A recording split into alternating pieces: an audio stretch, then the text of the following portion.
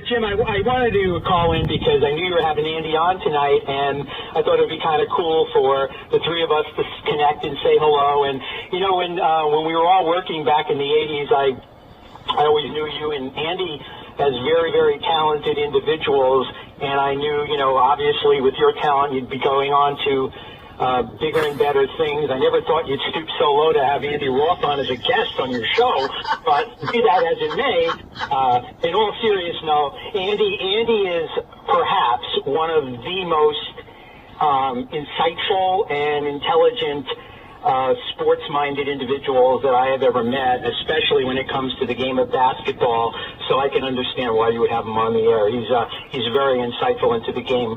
And I just wanted to call in. I don't want to take too much of your time because I know you want to talk to Andy about some stuff, but I thought it would be kind of nice to say hi. Charlie, before you go, and you coming on is very interesting because I faced this situation a couple of different times. And you knew me back in the day, and so did Andy for that matter. And I've had this happen a couple of times to me. Once in Chicago, where I've worked for 25 years, and once going back to New York a couple of years ago with a girlfriend. And here's the question. The question would be, in Chicago 25 years ago, the question was, are any of the stories about Jim true? And the people visiting me said, oh, yeah, they're all true. And then the same answer happened a couple of years ago when I brought a girlfriend to New York, and she met some of my friends, and the first thing she said, are any of his stories true? And Charlie DeNatale, you are one of those people who knows the truth behind a lot of that. Most definitely, and it's all in the vaults, and at some point they will all come out, I guess, before I leave this earth. But we have some great stories, all of us do, and we don't enhance those stories.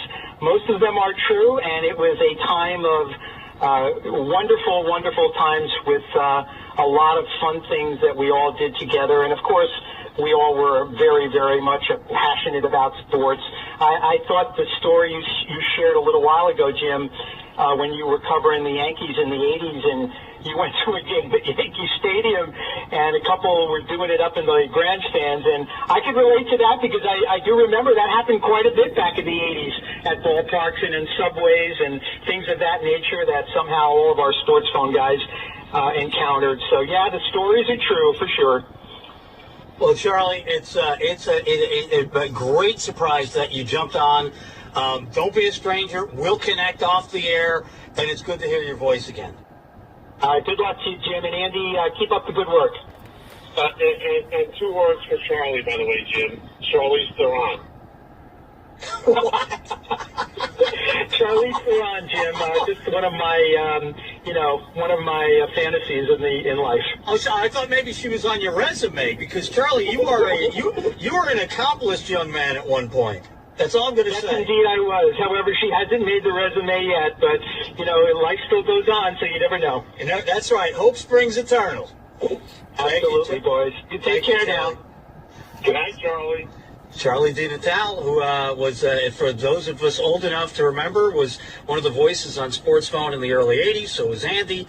So was I back in the day. Andy, I will also tell you this before we stop tripping down memory lane, that my oldest son did business in Napa Valley a couple of years ago.